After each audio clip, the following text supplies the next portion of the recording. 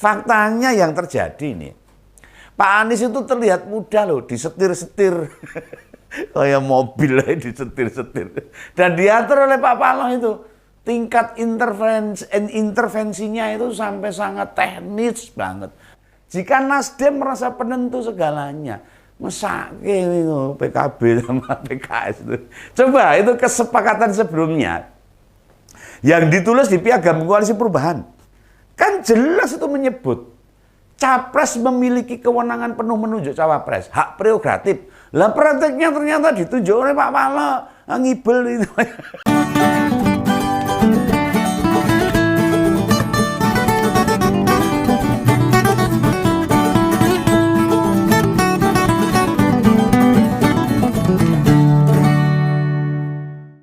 Halo, ketemu lagi dengan Om Begawan, tetap di Ngompol.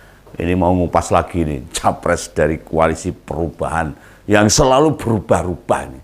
Lah bagi sebagian elit partai, terutama ketua umum partai ini, mendukung seorang capres yang manutan, nurutan, selalu sediko dawo gitu. Ya pasti seneng. Dan walau tahun depan urusannya soal urusan negara loh, orang gagas. Namun untuk urusan remeh-temeh yang penting harus ikut apa titahnya ketua partai, siap gerak gitu. Nah selama ini yang sering diledek petugas partai itulah Pak Jokowi itu. Wah, Pak Jokowi itu petugas partai. Dan sekarang Pak Ganjar juga digituin. Nah dipikirnya kalau disebut petugas partai itu lalu bisa seenaknya diatur-atur. Ya enggak lah.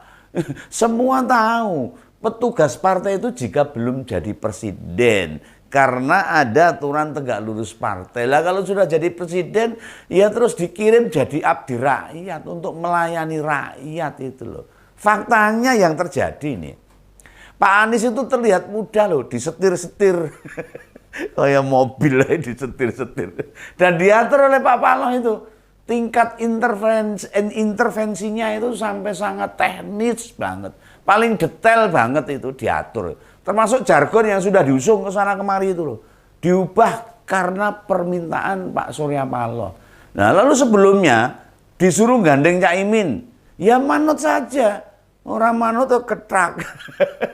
Padahal di koalisi itu ada parpol lain loh. Harusnya saling menghormati, rembukan lah paling tidak. Tidak hanya Nasdem, memangnya Pak Anies berani meminta agar Pak Paloh berembuk dulu dengan parpol anggota koalisi lain. Rawani itu. Itu semua menunjukkan jika capres Koalisi Perubahan untuk persatuan itu jadi boneka. Boneka dari India atau wayang yang mudah diatur oleh dalangnya itu. Wayang nek gerak ke dalangnya neng kotak meneng wae. Memang Pak Paloh itu sudah lansia, sudah sepuh. Tapi menghormati itu lebih ke sikapnya harusnya. Bukan nurut-nurut pada soal-soal yang seharusnya dibicarakan bersama, rembukan. Kalau seorang capres ngikuti perintah ketua umum terus, yang meninggalkan cara bermusyawarah, berdialog, duduk sejajar ngobrol bersama. Lah besok piye nek mengendalikan pemerintahan, nek menang. Menang wembo. Apa ya dikit-dikit minta arahan. Yang berarti dia tidak punya sikap jelas, tidak punya independensi. Ini saya curiga ini. Mau jujur ora duwe bayangan apa-apa. Mau membawa kemana Indonesia ke depan, mau jadi seperti apa. Ya coba kita nilai itu. Siapa sebenarnya capres yang selalu diatur-atur oleh parpol pengusungnya. Nah ini Pak Ganjar Pranowo. Dia itu ditunjuk oleh PDIP sebagai capres. Lalu siapa cawapresnya? Belum diputuskan toh. Karena Ibu Megawati sebagai ketua umum partai harus bicara dulu dengan ketua umum partai koalisi. Itu ada Pak Haritanu, ketua umum Perindo, ada Pak Oso, Osman Sabtaodang itu yang ketua Hanura, serta Pak Mardiono ketua umum P3, termasuk Pak Jokowi sebagai kader terbaiknya PDIP. Walaupun memenuhi syarat mendaftarkan pasangan capres sendiri, orang gere Bu Megawati itu. Tapi Bu Mega tahu loh, harus mendengarkan masukan-masukan dari parpol yang mau bareng-bareng memperjuangkan Pak Ganjar sebagai capres Presiden Republik Indonesia yang ke-8. Tidak asal main perintah. Ibu Megawati itu sudah modern cara berpikir, cara memimpin sebuah partai. Ini sekaligus menunjukkan loh, sikap egaliter menghargai sebuah koalisi. Ini menjadi teladan, menjadi contoh. Lah kita lihat dulu gimana dengan koalisi perubahan. Lagek wae. Lagek wae itu bahasa Jawa. Baru saja Pak Paloh meminta nama koalisi mereka cukup koalisi perubahan Toktil. Titik, orang nganggo tambahan gitu. Nah, Pak Anies kan kemana-mana menyebut koalisi perubahan untuk persatuan. Ngeyel. Lagi-lagi Pak Anies berapologi. Apologi itu alasan pembenar kalau usulan Pak Paloh itu bisa diterima. Kata mantan Mendikbud itu, yang penting esensinya koalisi itu tetap perubahan yang akan diperjuangkan bersama-sama. Iya, perubahan, berubah-ubah, ora tetep gonta-ganti tok, ora ndang-ndang. Tak selama ini nyingkatnya dengan koalisi perubahan. Dia di berbagai pidato sebelumnya bilang atau menyebutnya koalisi perubahan untuk persatuan. Lucunya lagi nih, meski Pak Anies menyebut koalisi perubahan untuk persatuan, waktu Demokrat masih jalan bareng itu, nyebutnya koalisi perubahan untuk perbaikan. Beda meneh. Yo begawane agar ngomong ke capres koalisi perubahan ini harap tertawa nih, takut dosa ini. Nah silahkan kalau nggak percaya itu, cek postingan atau medsos yang sudah pernah diunggah oleh Demokrat itu. Kan nulisnya koalisi perubahan untuk perbaikan. Nek saya ya jeli melihat perbedaan itu. Cuma sekarang susah dibuktikan. Oh lah, balihonya gede-gede itu sudah pada diturunkan, sudah disobek-sobek, gambarnya Pak Anies sudah dihilangkan. Yang jejer Pak Anies sama Mas Ahaye itu. Malah beberapa balihonya dibakar segala itu. Lo mau cek di medsos juga banyak yang sudah di take down juga. Ditarik dari peredaran. Kayak obat ilegal, ditarik dari peredaran. Obat yang membuat sengsara tarik dari peredaran. Ya, ini makanya gak diedarkan lagi. Wajar loh. Itu wajahnya Pak Anies itu sudah nggak ada lagi di Demokrat itu. Sudah dihilangin gitu. Nah, kembali ke soal nama koalisi. Penyingkatan nama jadi hanya koalisi perubahan itu. Koalisi perubahan Toktil. Lagi-lagi itu perintahnya Pak Paloh itu. Apakah pernah ada usulan Pak Paloh? Di mana Pak Anies berani membantah? Pak Anies membantah, selentrek. Ya nggak berani loh. Pasti teman-teman kemudian bilang loh, untuk cawapresnya Pak Ganjar kan nunggu keputusan yang akan dihasilkan oleh parpol koalisi. Itu juga terjadi di koalisi perubahan. Bedanya ini, bedanya sama koalisi perubahan kalau yang Pak Ganjar itu buktinya PKS dan Demokrat kan nggak dianggap, orang ajak ngobrol, nggak diajak musyawarah itu, ditilapke itu, ditinggal, akhirnya diputuskan sendiri sama Pak Paloh. Ini bedanya Pak Paloh dengan Mbak Mega itu bedanya di situ. Padahal Demokrat sudah sejak Oktober itu. Tahun lalu turut mempromosikan Pak Anies. Wah, malah jadi yang paling depan itu. Juga ada lamaran juga tuh Mas Ahaye. Jadi cawapres yang lewat surat tulisan tangan. Kaya nulis yang udah yangi itu.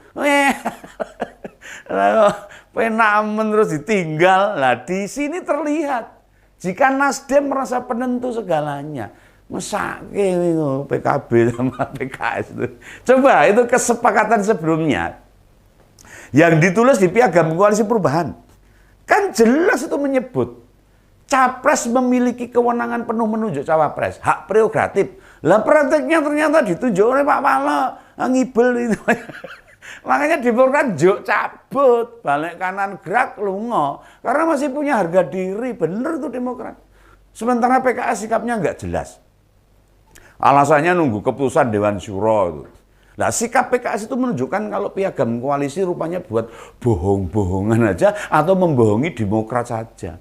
Nah, kalau ada klausul menyerahkan pemilihan cawapres pada capres, harusnya kan penunjukan Caimin itu membuat PKS juga pergi dari koalisi. Kudune udah punya harga diri.